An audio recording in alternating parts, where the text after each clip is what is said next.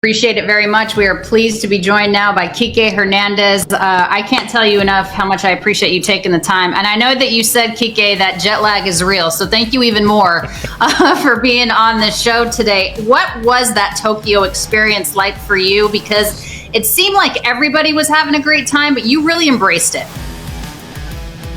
I mean, it was an amazing trip. I had an idea of what to expect just based off going to the All-Star Series back when they used to do it. I think I went to the last one they made in 2018, and I really got to enjoy my time there. We had a little bit less of an adjustment period that time through, so the struggle was even more real that time. But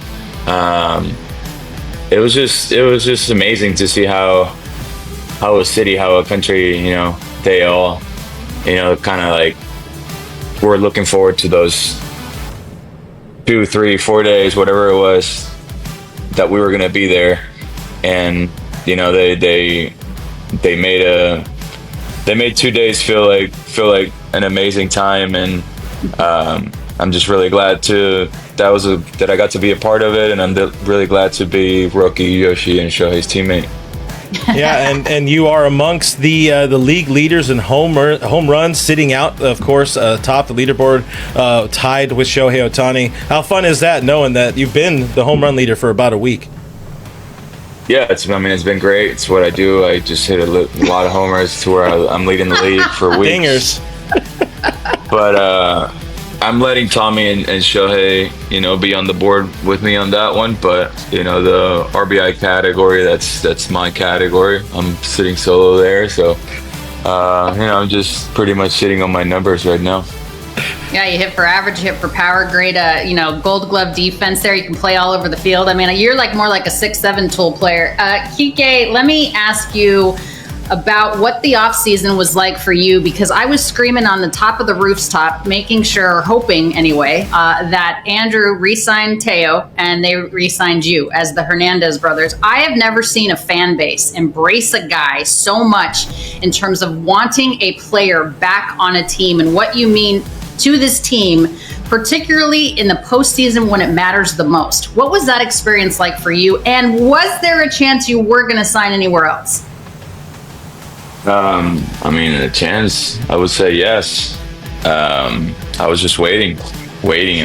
There was nothing really going on until the last day or two there that, it felt like we started getting a little more action. But by that time, it was a little late because the Dodgers came in and obviously said we're pretty full roster-wise. We want you back. But, of course, we understand you got to do what's best for you and your family.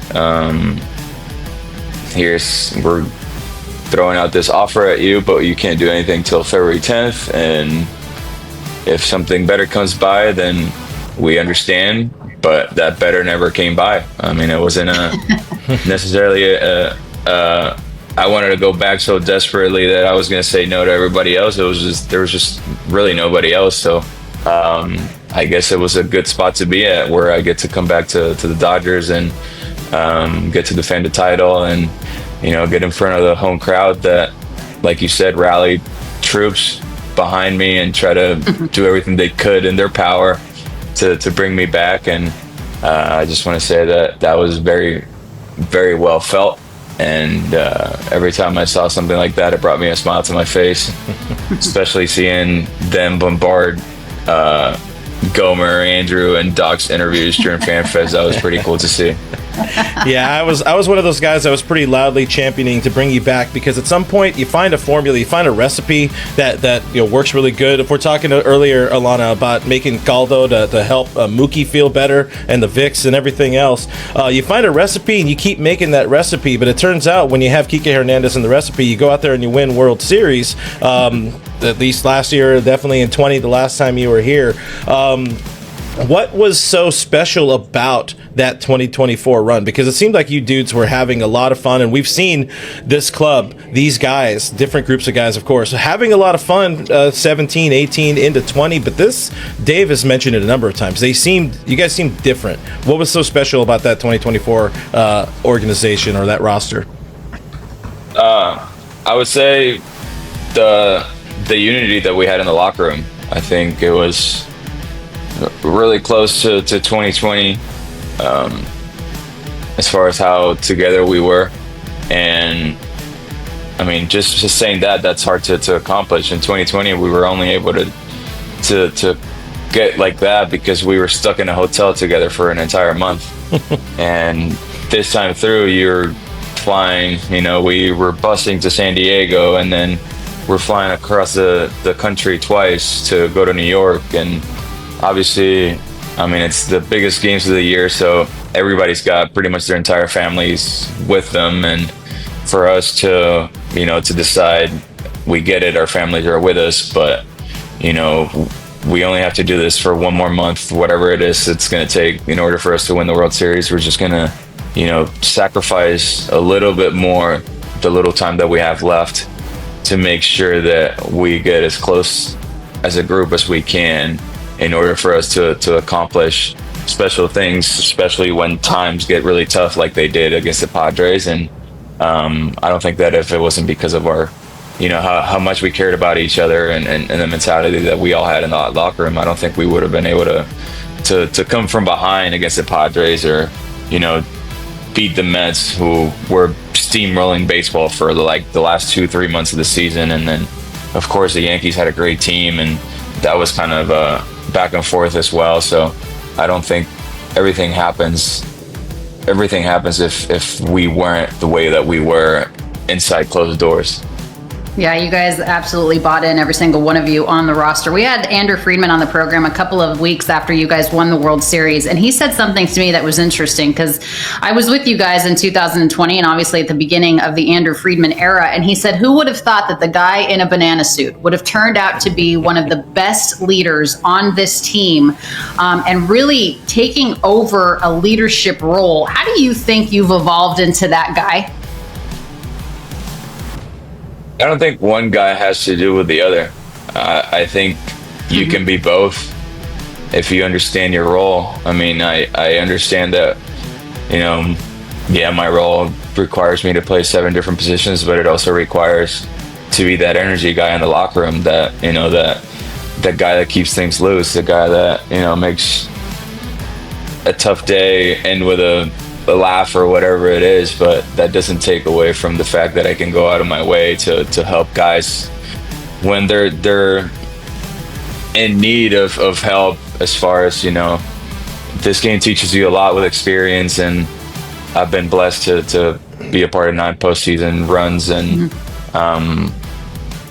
every single postseason teaches you so much. And it teaches you things that you only acquire by living in it. So there's things that you can make sure that certain players don't have to go through or live through for them to learn from it.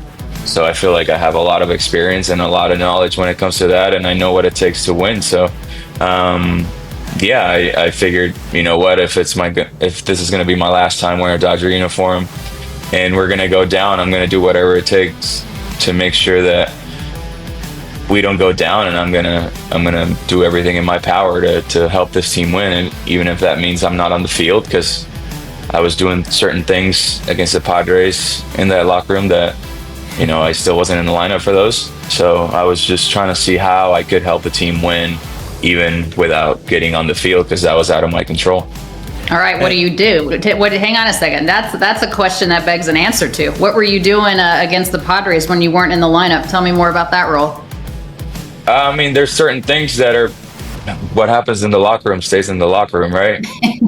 I mean, there was conversations had throughout that series that, if one day the players that I was talking to want to talk about it, great, but I'm not gonna sit here and talk about it, because I think those were pretty intimate and private conversations. So if they want to go and tell them, then that's great, but I don't like sitting here and talking about things that I did and didn't do and going into specifics. But I was just trying to get inside people's brains.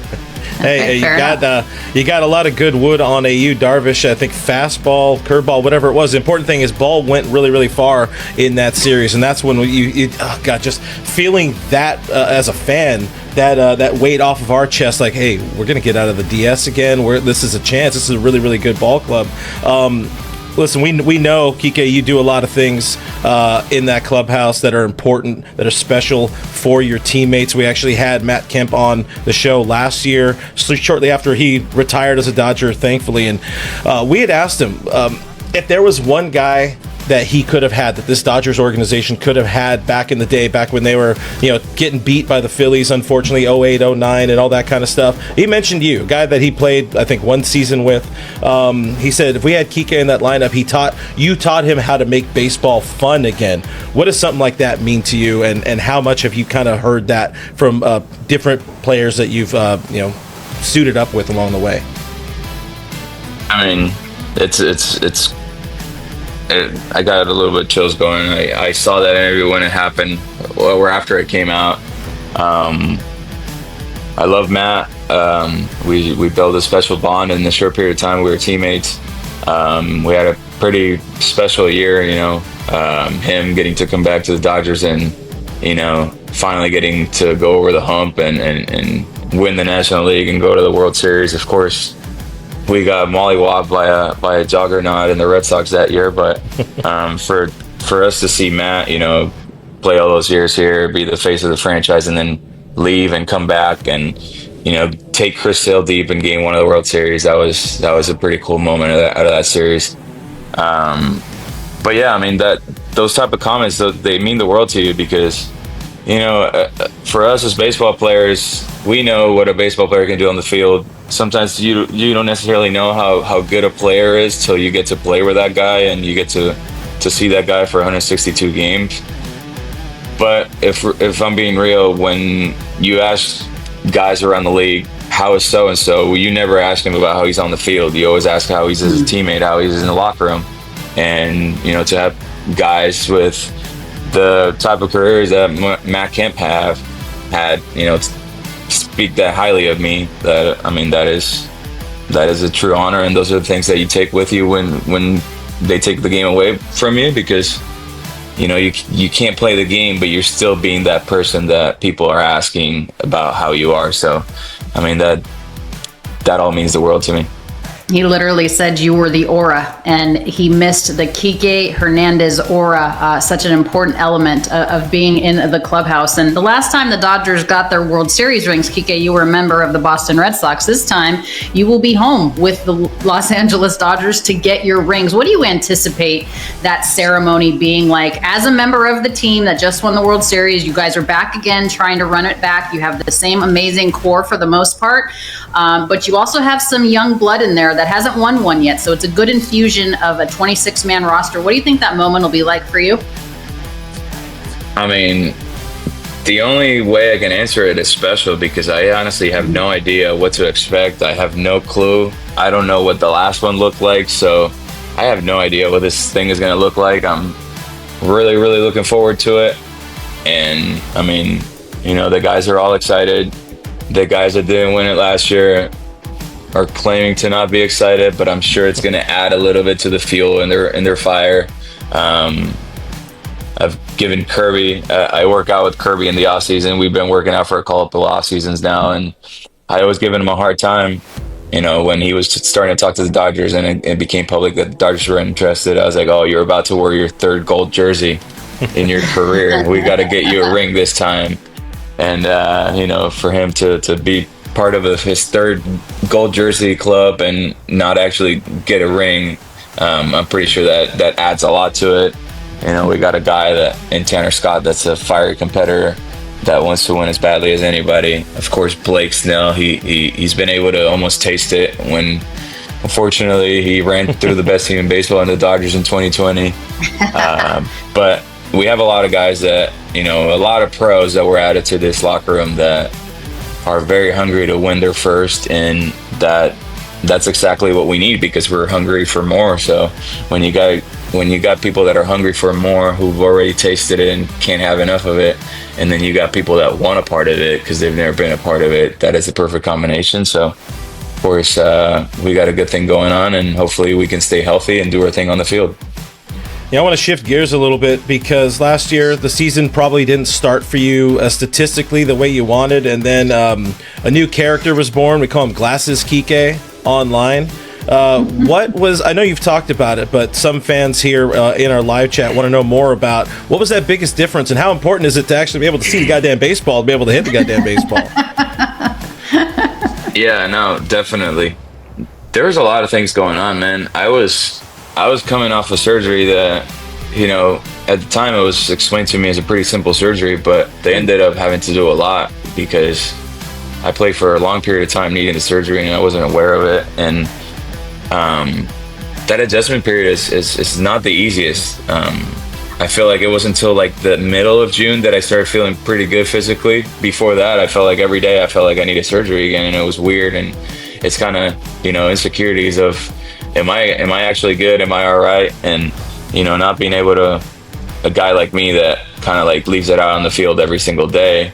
It was weird for me not to have that last year to go all out. And then once I started feeling better physically, of course, finding out about my right eye was pretty key.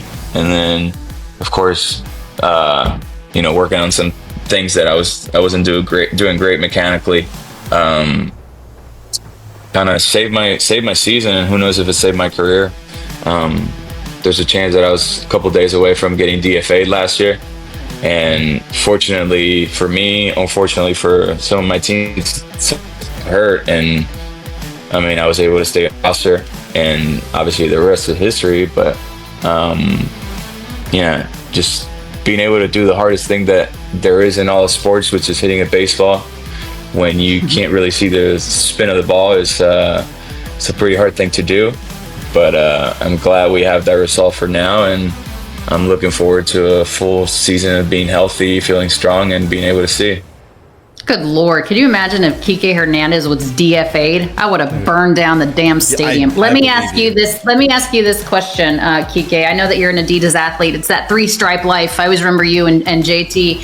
What are your favorite pair of Adidas cleats? And secondly, what is your favorite Adidas tunnel walk pregame ritual, if you have one?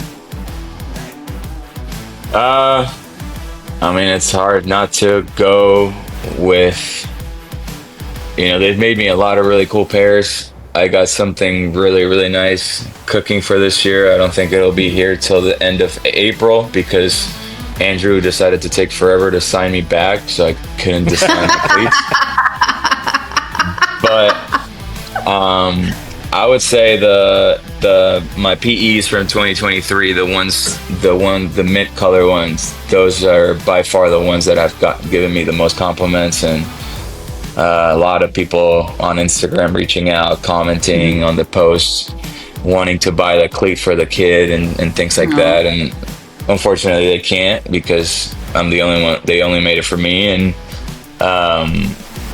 I'm just a guy that dresses in a banana suit for the Dodgers, so they wouldn't put it in the market. And then as far as pregame Adidas ritual, I really don't have any. I do my thing on the iPad. I play a little visual game. I do a little meditation, and then I go hit the cage. And after that is, all right, let's go to the field, get ready.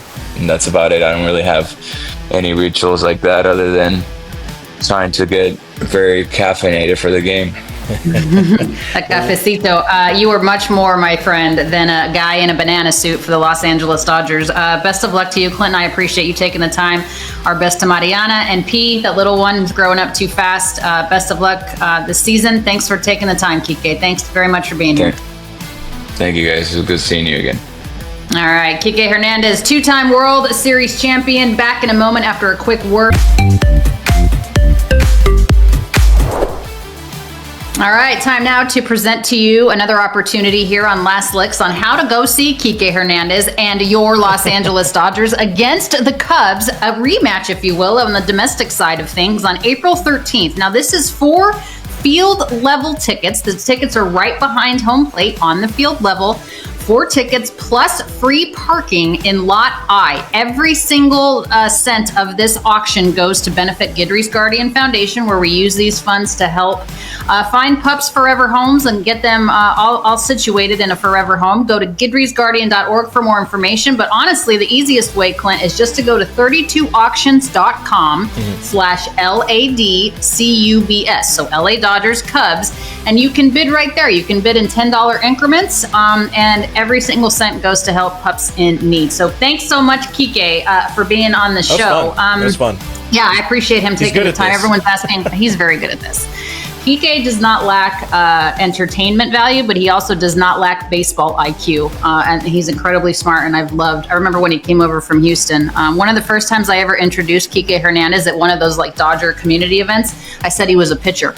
Yeah, that's awesome. Anyway, he is a pitcher. He is a pitcher. He just wasn't back in 2014 or whatever the heck it was when he came over. He has his career ERA down to like 9.61 now after 4 appearances last year. Still looking for that first career strikeout though. So hopefully we can get that out of the way, and maybe Dave will let him catch. ERA. Yeah, you got to lower that ERA, Kike. What are we doing? All right, so this is kind of funny. Now, Clint, this is a story that has been told before. It's not brand new, but it's worth revisiting because it's just funny. Max Muncy, meet Max Muncy. So both of these guys, Clint, were drafted by the Oakland Athletics. Max Muncy, of course, the now Los Angeles Dodger, friend of the program. We love the guy. Back-to-back seasons of 30 or more home runs. And Max Muncy, the current Oakland Athletic. These two guys could actually face off against one another in May when the A's are at the Dodgers. And even if that's not weird enough, they both share an August 25th birthday. Like, you can't make this stuff up, man. Baseball's funny like that, huh? I mean, one has had a pretty illustrious career, and the other one hopefully doesn't have the same fate the original Max Muncy had as an Athletic. But this is where we're at, I guess. We're talking about things that are happening in, what was that, May? No, it's just funny. Like, I just listen, bro. Like, we're down to slim pickings here until games actually matter on Thursday. So anyway, I think that's cute. And whatever. It's cute. Max Muncy versus Max Muncy, August 25th, both drafted by the A's. That's just stupid. All right. Since you're so cool, what's coming up on All Dodgers with Clint Pasillas? Listen, it was not an indictment on you. It wasn't attacking you. I'm so sorry. Guys, tonight I'll actually be back. Took a little bit of a mental health siesta over the weekend after doing 5 or 6 different streams between this and another show and yada yada. So anyways, join me at 6 p.m. Pacific time, or yeah, something like that. That sounds about right. We'll kind of pregame, talk about the Dodgers, see what's going on with this team. Hopefully have some positive Mookie Betts news to share. But if not, we'll be talking more about, how long he should be out, just kind of letting him be right, be good, all that kind of stuff. Plus some more pitching talks, yada yada. You know how it goes, guys. It's a stream. We'll be talking, taking a lot of comments and all that kind of stuff. So tube in, subscribe here as well. All of these things really help us out on the YouTube. Yes, thanks for watching, everybody. Clint and I are back on Thursday at 10 a.m. Pacific, 1 p.m. Eastern. Bring a friend, smash that like and subscribe button. And by the way, we're talking about Blake Snell, the official opener for the domestic series. Here we go, guys. Go Dodgers. By the way, quickly, $2 super chat from IB Stroke, and thank you, says Max Muncy, current and future Dodger. Wanted to get that in there. Wow. The current Oakland Athletic guy is coming to the Dodgers? Is that what you're saying? Sacramento. I don't know. Anyways, we had to go. Our Max Muncy's going to hit bombs in Sacktown. Okay. Bye. エンリケ・ヘルナンデス、日本を魅了した情熱の部、その衝撃と感動の奇跡、こんなにも尊大な素晴らしい場所だとは、ドジャース不動のムードメーカー、エンリケ・ヘルナンデスが語ったその一言は、日本中の野球ファンの心を揺さぶった。先日開催された東京での Mlb イベントで、彼が見せた鮮烈なパフォーマンスとその素顔は、多くのファンを魅了し、瞬く間に話題となった。ヘルナンデスといえば、Mlb 界屈指の万能プレイヤーでありながら、底抜けに明るくユーモラスな性格で知られている。そんな彼が久しぶりに日本を訪れたこの機会に見せた、彼らしいエピソードのまた一つ、日本の野球界に新たな感動を刻んだ。ジェットラグで体はボロボロ。でも、日本のファンに会える喜びの方がはるかに勝っていた。と語るヘルナンデス。その言葉通り、彼は疲れを一切見せることなく、笑顔でグラウンドを駆け回り、ファンとの触れ合いを楽しんでいる。まさに、野球を愛し、野球に愛される男、そのものだ。さらに、このイベントで日本のファンを大いに驚かせたのが、ヘルナンデスがホームラン争いで大谷翔平と肩を並べる活躍を見せていたという事実だ。ヘルナンデスは、シーズン序盤から勢いよく本塁打を量産しており、一時期はリーグ首位の座を独占。まさに絶好調の極みと言えるが、彼はそれを冗談めかして、まあ、翔平とトミーには、僕と並んで楽しんでもらってる感じかな、と、明るく振り返った。昨シーズン終了後、ヘルナンデスは FA となり、去就が注目されたが、最終的に古巣ドジャースとの再契約を決意した。オフ期間には、彼の残留を望むドジャースファンたちの熱い声が球団に次々と届き、SNS を中心に動きが話題となった。その姿に、ヘルナンデス本人の心を打たれ、あれほど熱烈に僕を必要としてくれるファンの声は忘れられない、と語ったほどだ。特に印象的だったのは、チームメイトの再契約を望むファンが、球団社長アンドリー・フリードマンの公式インタビューに殺到したというエピソードだ。僕を戻そうとするために、ファンが必死になってくれた姿は本当に感動的だったよ、と、彼自身も嬉しそうに語る。ドジャースでのヘルナンデスといえば、ユーティリプレイヤーとして外野、内容問わずあらゆるポジションをこなし、打撃でも守備でもチームを支える。特に2024年、ドジャースが悲願のワールドシリーズ制覇を果たした際には、彼の存在感とリーダーシップがチームの精神的支柱となった。チームはシーズン終盤、不況の中でも一致団結し、パドレスやメッツなどの強豪を次々と下して頂点につかんだ。その快進撃の原動力こそ、まさにヘルナンデスが生み出したチームの絆だったのだ。ヘルナンデスは、かつて2018年の日米野球にも参加した経験を持ち、日本野球の熱狂ぶりを肌で感じていた。その時以上に今回の東京訪問が鮮烈だった理由、彼はこう分析する。短い期間だったのに、日本の人々は僕たちを全力で歓迎してくれた。街全体が僕たちを待っていてくれたように感じたよ。こうしたヘルナンデスの言葉からも、日本野球への深い敬意と感謝が伝わってくる。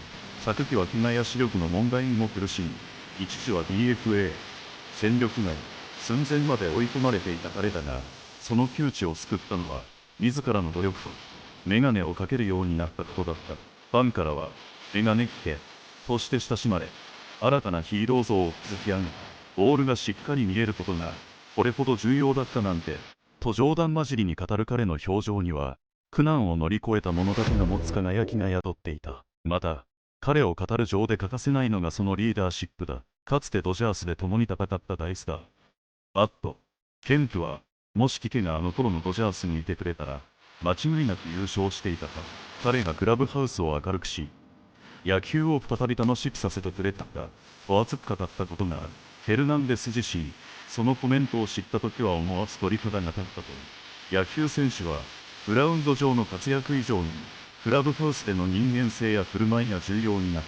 だからこそ、ああいった言葉をかけてもらえることは、僕にとって一番の栄誉だよ。と、彼は笑顔で語った。そんなヘルナンデスが迎える今季、ドジャースは再びワールドシリーズ連覇を目指す。チームには新たにタイトルを渇望する新戦力も加入し、一度味わった栄光をまた味わいたい、と強い決意を燃やすヘルナンデス。再びリングを獲得する瞬間を、今度こそホーム、ドジャースのユニフォームで迎えることへの期待を膨らませている。このチームならまた特別なことを成し遂げられ、日本を愛し、ファンに愛され続けるエンリケ・ヘルナンデス。